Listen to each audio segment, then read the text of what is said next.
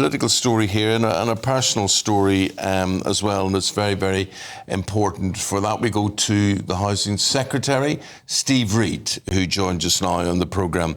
And Steve, what I'm referring to is this young lad called Awab Ishak, and how he's going to be immortalised, I suppose.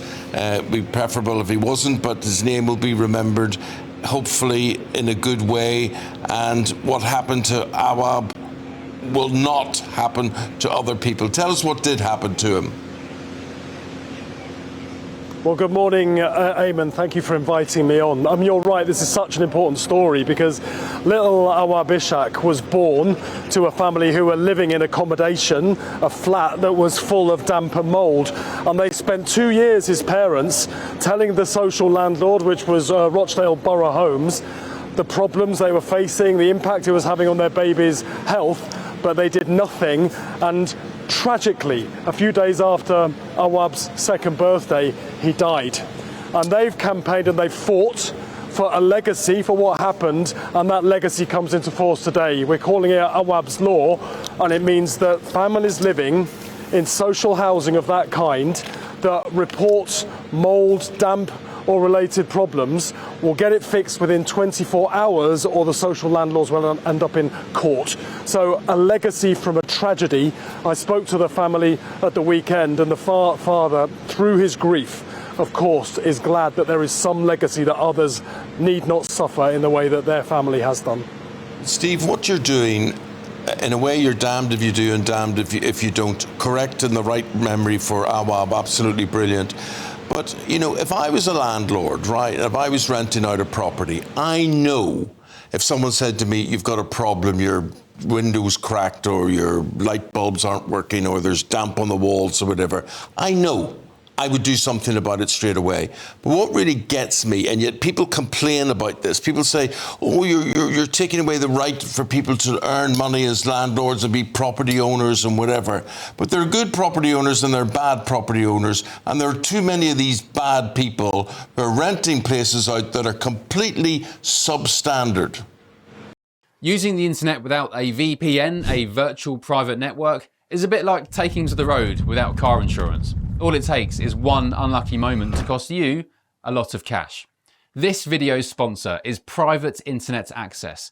They are the VPN to help keep you safe. Click the link in the description below to find out why over 30 million people have downloaded PIA to protect themselves online.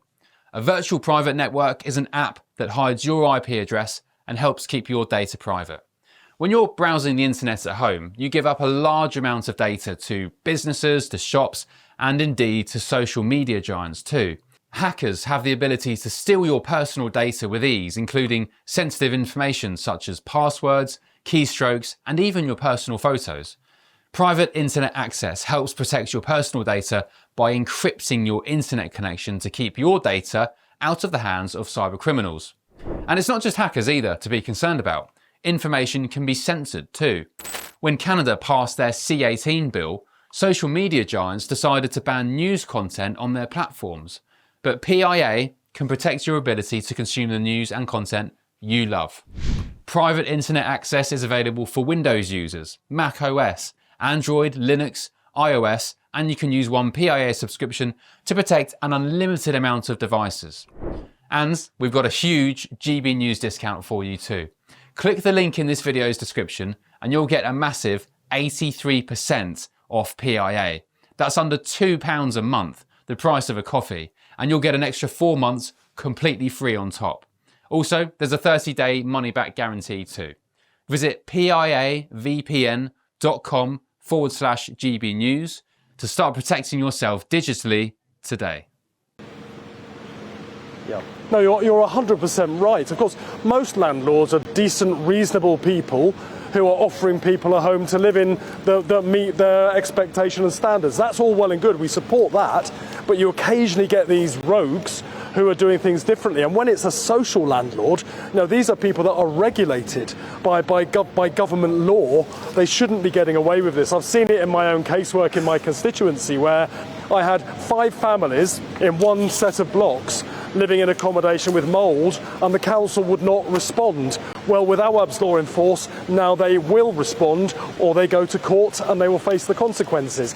We're supporting the good landlords, which is the vast majority, but for those who are not doing the right thing, from today, there's a change in the law, and they can be forced to put right conditions that make people sick. And it's not just babies. If you're a person with disabilities or respiratory problems or a vulnerable older person, this can damage you just as much as a little baby.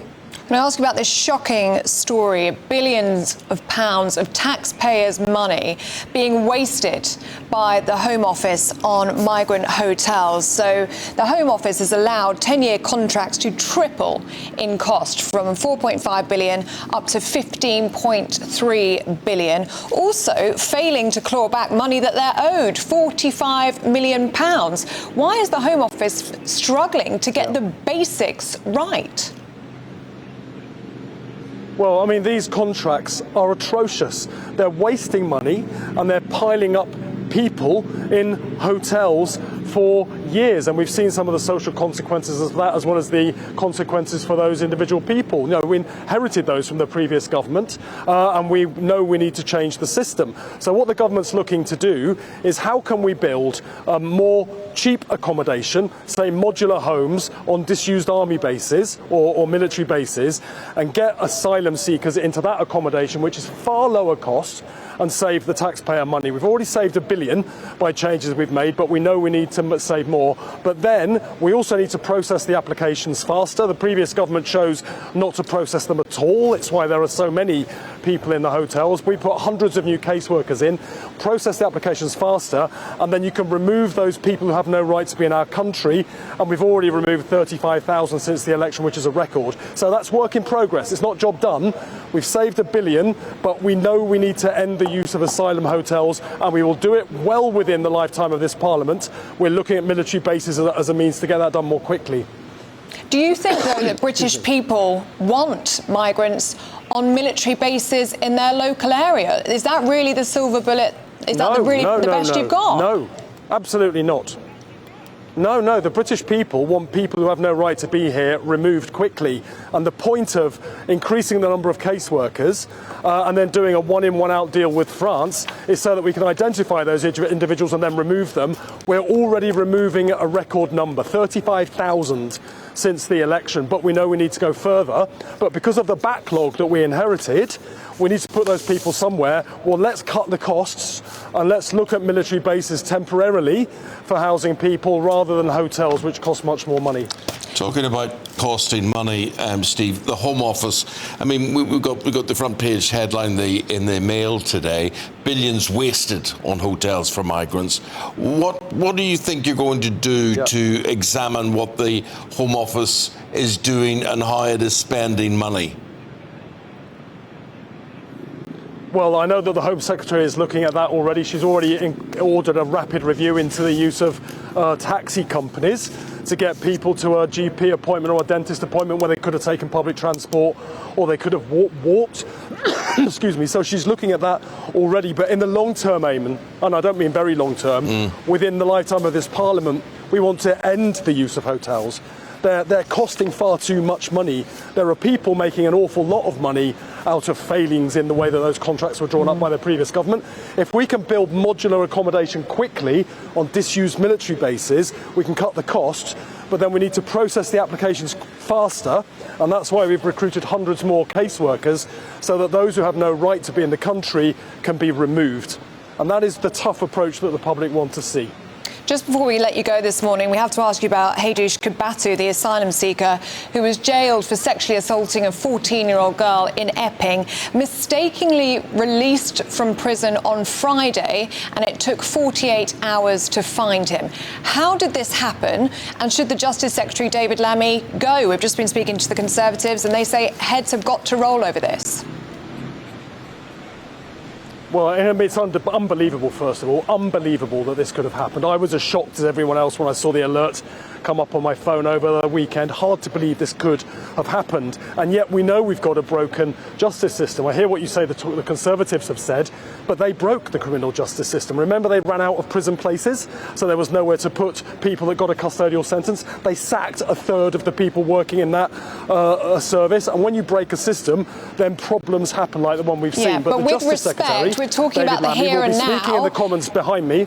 We're talking about the here and now. We This are. happened Well, under your the here and watch. now. How could you let such a high-profile prisoner who has sexually assaulted a 14-year-old girl out by mistake? Yep. Yes, catastrophic. So David Lammy will be answering questions in the Commons behind me today, and he will be announcing the new checks that would be put in place to make sure this kind of thing cannot happen again. It's and unacceptable. The prison officers say they've got no capacity we for need to that. make sure it doesn't happen in the future. And the prison officers are saying they've got no capacity for additional checks.